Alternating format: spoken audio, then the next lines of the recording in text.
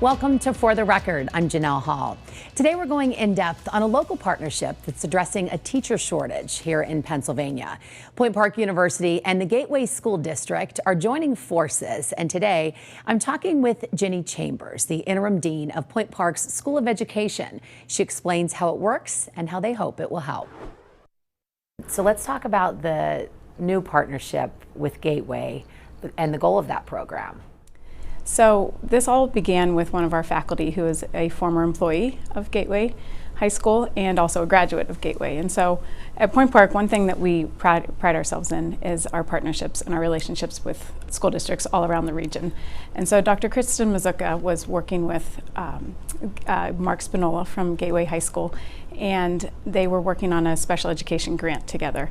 And they started talking about other pathways and other opportunities that they could create for the Gateway students to encourage students to go into the teaching profession and what we could do between Gateway School District and Point Park University. And so that's how this all began, was through their relationship and their partnership from a grant that they were working on, and then just forward thinking and coming together to be creative about other opportunities. So let's talk about how students at Gateway can get involved. And what's nice is that there are different areas of education that they also have the chance to try out and pursue to see if that might be a good fit for them. Absolutely. So when they are in 8th grade, Gateway High School does a career fair. So students are able to understand the different pathways that they can enter when they become freshmen. And one of those is the teacher pathway. And they can, if they join the Teacher Academy, they can take up to 8 courses that will then transfer into our degree programs at Point Park University. And those, they can go into pre-K to 4 education, special education, grades 4 to 8, or secondary, depending on their area of interest in the K to 12. Knowing that you're in the education field, what do you think about that kind of opportunity? And had that been available to you, what that may have meant maybe for some of your friends growing up, or just to have that exposure to education from an early on? Absolutely. Well, there are a number of students that just know that they want to be a teacher, whether they are babysitting or working as camp counselors. They just know that this is the field they want to go into. However, there are other students that need to be encouraged or motivated, and a program like Gateway allows them to explore education, understand different areas within education, and encourage them to go into the field and begin their college career with 24 credits already completed. And let's talk about the power and the significance of those 24 credits and how that helps families who may be worried about being able to afford going to college. Absolutely. So I credit Gateway School District for being innovative and forward-thinking with this approach, because it really is a true grow-your-own model. Because what the idea is that the students will complete those 24 credits while they're in high school. Then they come to Point Park and they are on accelerated path to graduation, and with the hopes that the students would go back to Gateway School District to complete their student teaching and potential employment. Talk also about how, I know you mentioned one of the big goals for the university is to connect with a lot of the neighboring districts, not just in Gateway, different programs that you have set up. Right, from an education standpoint. We absolutely pride ourselves in our relationship and our partnerships that we have with the neighboring school districts. Pennsylvania Department of Education requires that every education student completes 150 field experience hours prior to their student teaching semester, which is always their final semester of their program. And so we have to lean on our relationships and our partnerships to provide opportunities for students to get into schools.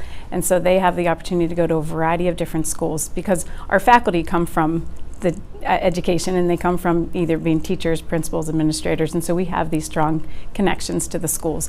And so I think a program like Gateway School District, obviously our faculty member was a former employee and a graduate. We already had the partnership and relationship there. So this idea of the Teacher Academy and the articulation agreement with the 24 credits just lend itself beautifully to this program. However, we are looking to hopefully replicate this type of program, because it is innovative and it's encouraging more students to join the education field. So we're hoping that this is a model for other school districts. So when you talk about wanting students to join the education field, let's talk about the teacher shortage. In your experience, what do you think is leading to that, and why is that cause for concern for some educators? I believe there are a number of factors related to the teacher shortage.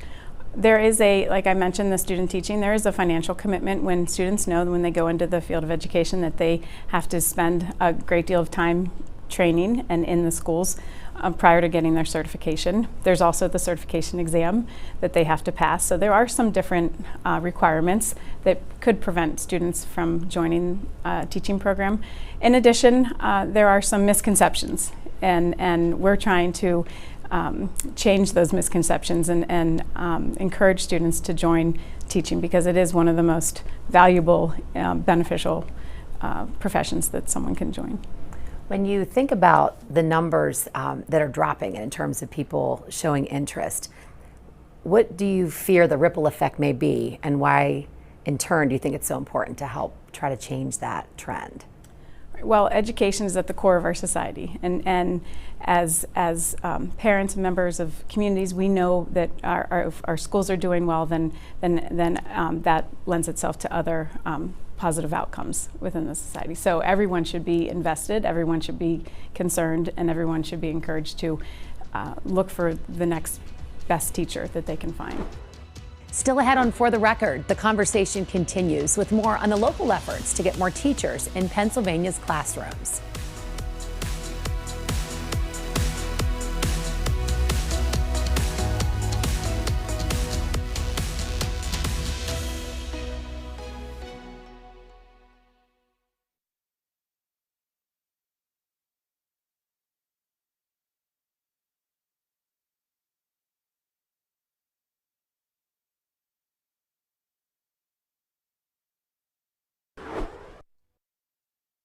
Welcome back to For the Record. Let's go back now to my conversation with the interim dean of Point Park University's School of Education for more on their partnership with the Gateway School District and how it addresses a teacher shortage here in the Commonwealth. From a national perspective, we were talking about other ways that you help teachers who have had success in their current positions. Talk a little bit about that, the national award that can then lead to further education for them here at Point Park. Right, so we are always looking for ways to encourage those to enter the field, and for those that are dedicated to teaching and dedicated in schools already, how can we recognize them? So we recently hosted the National State Teacher of the Year Pennsylvania Chapter Conference, where we were able to celebrate and meet all of these dedicated teachers across Pennsylvania, and we're looking for ways to partner with that organization so that we can show that we appreciate the work, the commitment that they show every day in the schools. And we also are looking at those individuals who are working in the schools but are not certified teachers, so the classroom aides and the paraprofessionals. And we have a specific program that's on-the-job training where the paraprofessionals can stay in their role while earning their bachelor's degree and their teaching certification. And that's another innovative teacher pathway to allow potentially students that might have never envisioned the opportunity to get their degree and their certification now have that opportunity. So what does that look like? Because I picture some incredible paraprofessionals who I know are in my kids' classrooms. Does that mean they go to work, they do their job? Are they doing night studies, or are they incorporating some of what they're learning into their current position? So we call it our residency program. It is fully online. So they take their courses fully online while staying in their position and in their current roles and responsibilities. We've developed the coursework to meet Pennsylvania Department of Education competencies for it's either in pre-K to 4 or special ed. However, all of the assignments and assessments are authentic learning experience that directly relate back to what their day-to-day role. So they're getting credit for doing, you know, Yes. what they're already doing in the classroom. And we found that paraprofessionals are, and many school districts are some of the most dedicated individuals from the school district. So in having the ability to have them stay in their role, but then also advance in their degree and getting a teacher certification is really an innovative and exciting pathway for them. Because you know the passion's there. Yes. You know that they want to be They're in the dedicated, field. absolutely, But yeah. you don't want time or perhaps cost to be a factor in that. Let's talk about from education leaders. I know Point Park plays a big role when it comes to certifications for principals. Yes, so we've been talking about a lot of our initiatives at the undergraduate level, but we have our master's program and our doctoral programs that are growing, and we now are the largest school at the university. So we've been a school for the last 8 years. We were a Department of Education, and because of our growth and our innovative thinking, we moved in to become a School of Education, and now in 2025, we were the largest school at the university. So we are encouraged by the number of graduate students that we have coming into our programs. The majority of our programs are offered fully online at the master's and doctoral level, so this it's made for the working professional and especially those that are in schools as teachers. And we are currently the largest certifier of principals in Pennsylvania, and we're proud to do that because that again goes back to our relationships and our partnerships with so many schools across Pennsylvania so that we can provide opportunities for all of our students. You talked about how some of the staff members here grew up in the area. Talk about how Pittsburghers have that passion and pride for their city, and how oftentimes there's the joke that you might leave Western Pennsylvania if even for a little bit, but everybody comes back, or everyone just wants to stay. And the role that Point Park can play when it comes to people who don't want to go away for college, they want to stay here. Right. So being the only university in downtown Pittsburgh, we really are in a position that we are close to so many different types of schools and education systems. And you mentioned our faculty. Our faculty come from a wide array of experiences and locations around the area, around Pennsylvania and outside of Pennsylvania as well.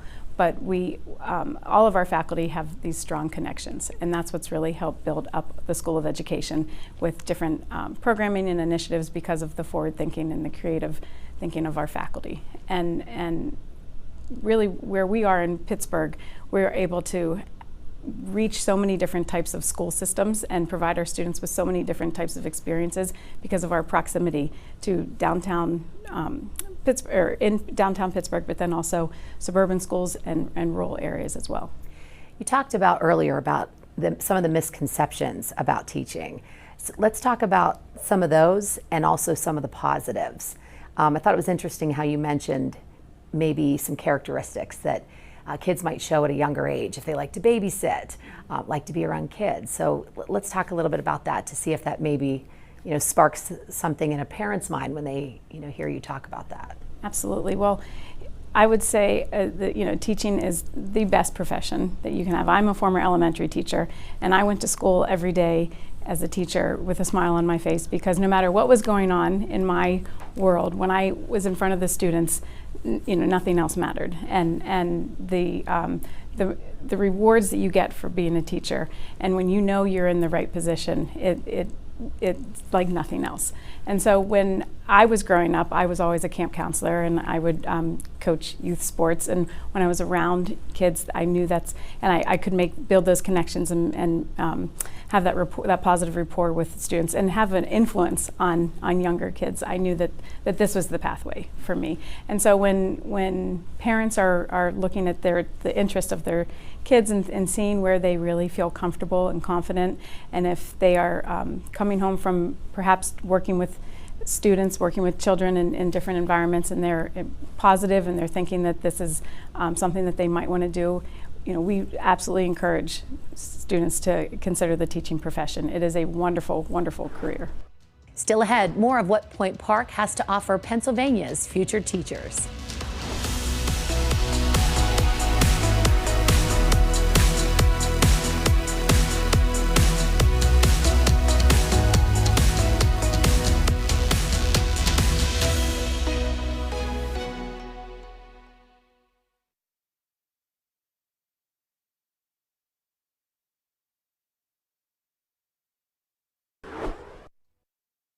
Welcome back to For the Record. As I talked with the interim dean of Point Park University's School of Education, I asked her about some of the other opportunities they have for students looking to become part of the next generation of teachers.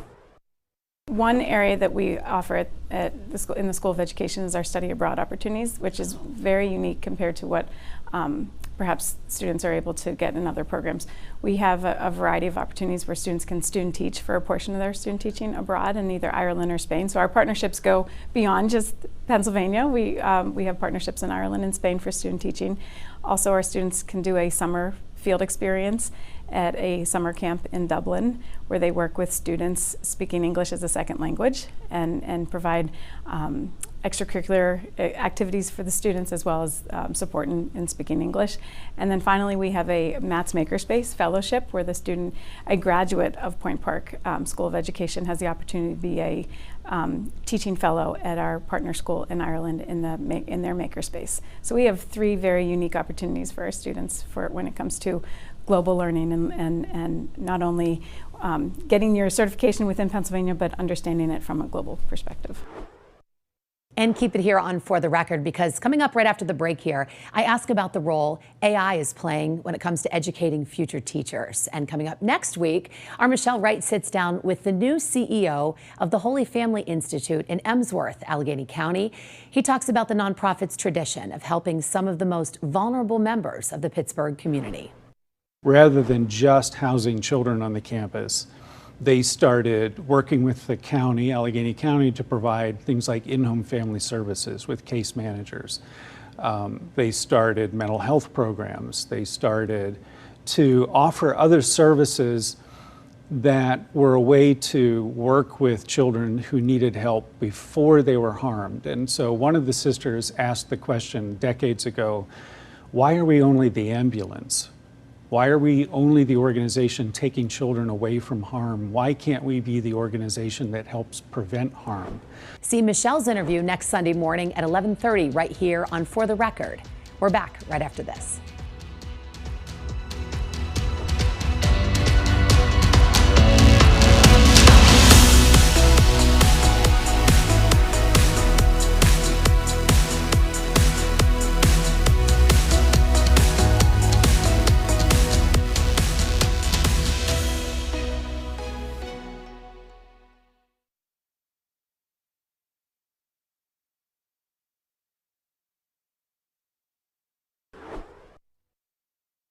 Welcome back to For the Record. Before we go, I was talking to some of the staff members at Point Park University about the future of education, and I wanted to ask one more question, and it's all about the use of artificial intelligence. We hear so much about AI these days.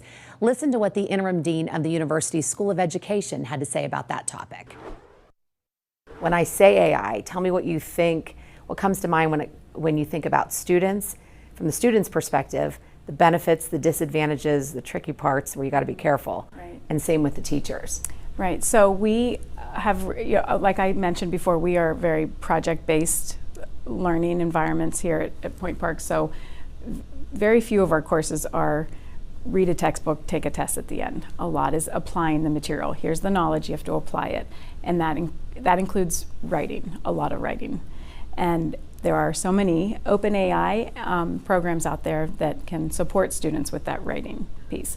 We are looking at it as instructors as how can we help guide our students. We know that they're going to use AI. So how can we help guide them to understand, for this assignment, you absolutely can use AI, see what AI generates. But how about for this assignment, start some on your own, do some research on your own, and then have AI help in pieces with it.